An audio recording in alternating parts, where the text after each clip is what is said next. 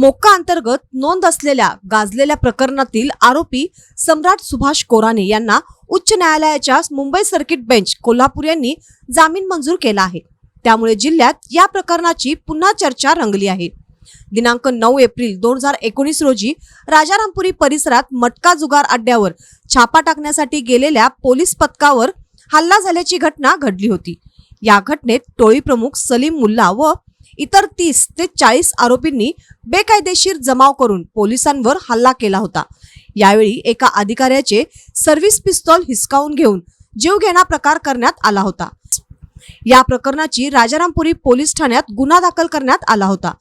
दरम्यान आरोपींनी संघटित गुन्हेगारी स्वरूपात कृत्य केल्याचे निष्पन्न झाल्याने महाराष्ट्र संघटित गुन्हेगारी नियंत्रण कायद्यानुसार मोक्का कारवाई करण्यात आली होती। याच गुन्ह्यात सम्राट कोराणे यांचा समावेश करण्यात आला होता। दरम्यान कोराणे यांनी अटकेपासून संरक्षणासाठी उच्च व सर्वोच्च न्यायालयात अर्ज दाखल केले होते। अखेर 5 फेब्रुवारी 2025 रोजी त्यांनी विशेष मोक्का न्यायालयात आत्मसमर्पण केले होते। तेव्हापासून ते न्यायालयीन कोठडीत होते।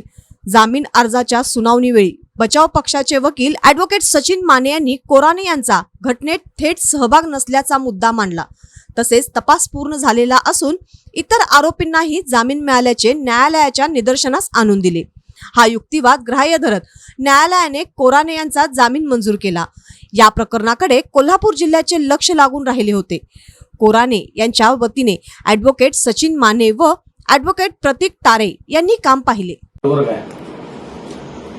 कोल्हापूर येथे दिनांक 8/4/2019 रोजी मटक्याचा धंदा चालू असल्याबाबत पोलिसांना टीप मिळालेली होती आणि पोलीस अधिकारी व कर्मचारी यांनी शमा मुल्ला व सलीम मुल्ला यांचे घराच्या इथे छापा टाकलेला होता। त्या छाप्याच्या दरम्यान पोलीस कर्मचारी व पोलीस अधिकारी यांच्यावर जमाव करून हल्ला करून त्यांच्याकडील पिस्तल व जिवंत काडतुसे हिसकावून घेऊन गेल्याचा गुन्हा राजारामपुरी पोलीस स्टेशन येथे दाखल झालेला होता। सदर गुन्ह्याची व्याप्ती व सदर गुन्ह्यात काही मटकाबुक्की सहभागी असल्याच्या कारणावरून मोठ्या प्रमाणात कारवाई झाली व त्याच्यामध्ये मोक्का अंतर्गत गुन्हा नोंद करण्यात आलेला होता। त्यामध्ये सम्राट कोराणे या सुद्धा आरोपी क्रमांक 43 करण्यात आलेले होते। त्यानंतर 2019 सालापासून सम्राट कोराणे यांनी त्याला अटकेपासून संरक्षण मिळण्यासाठी तसेच मोक्का रद्द करण्यासाठी सर्वोच्च न्यायालयात सुद्धा अर्ज दाखल केलेला होता।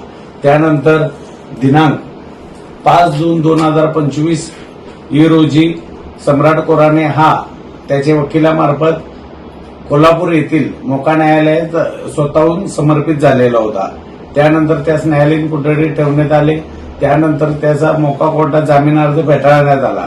त्यानंतर उच्च न्यायालय सर्किट बेंच कोल्हापूर मुंबई उच्च न्यायालयाचे सर्किट बेंच कोल्हापूर येथे आम्ही सम्राट कोराणे मार्फत जामीन अर्ज दाखल केलेला होता। सदर जामीन अर्जाची सुनावणी झाली त्यावेळी आमच्यातर्फे युक्तिवाद करण्यात आला की सम्राट कोराणे हा दिनांक 8/4/2019 रोजी जो पोलिसांवरती हल्ला झालेला होता त्या गुन्ह्यात प्रत्यक्ष सहभागी नव्हता।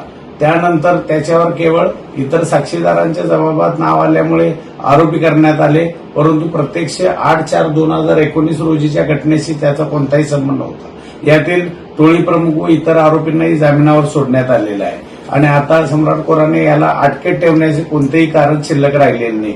हा युक्तिवाद ग्राह्य मानून उच्च न्यायालय यांनी जामीन मंजूर केलेला आहे।